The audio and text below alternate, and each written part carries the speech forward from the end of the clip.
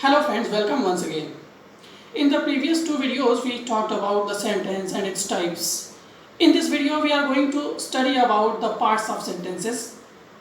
So these three videos are going to make you able to solve the questions based on the rearrangement of words or reordering of words.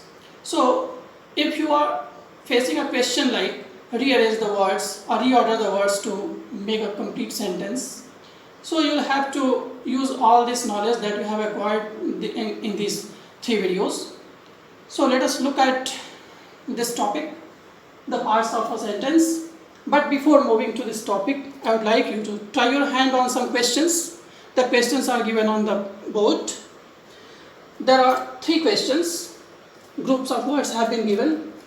And what you have to do is to reorder the words to make a sentence. Try your hand. These questions are very simple. You can write the answers in the comment box. First question is, reads he. Rearrange. School goes to she. Smart the boys passed have the test. So how are you going to rearrange these words to make a sentence? Well, write your answers in the comment box. I'm giving you the answer right now because that's necessary to move forward.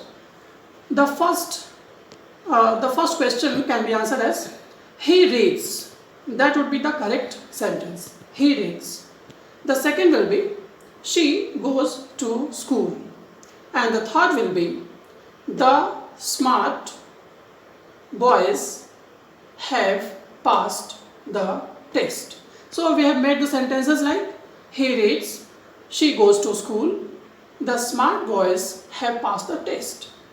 So in these three sentences, do you see any pattern? If you pay closer attention, you will find a pattern. A pattern is visible. All these three sentences are divided in two parts apparently.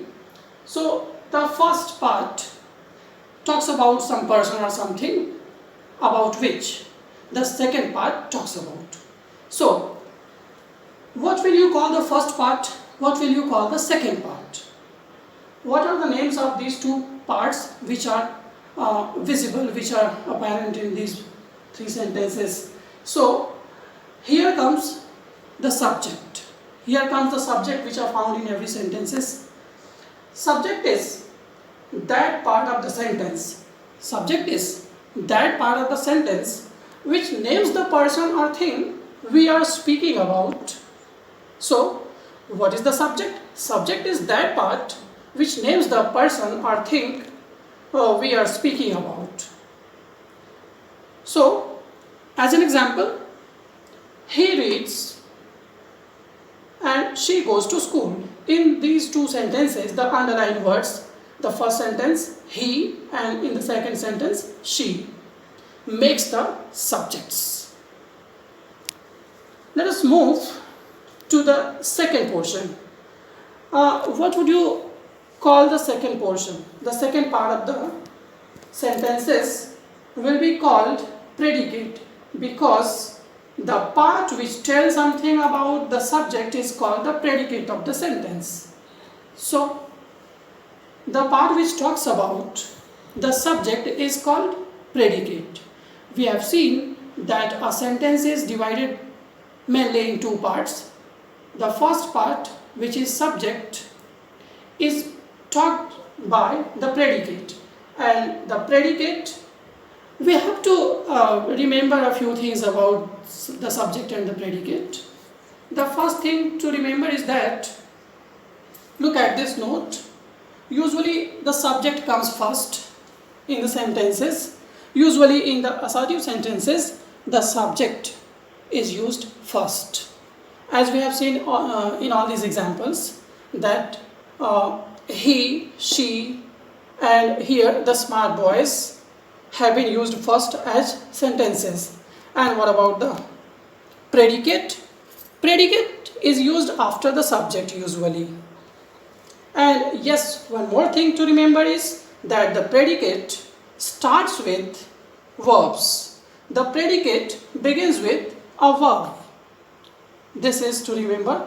If you can find out a verb in a sentence, you will easily know from where the predicate is starting.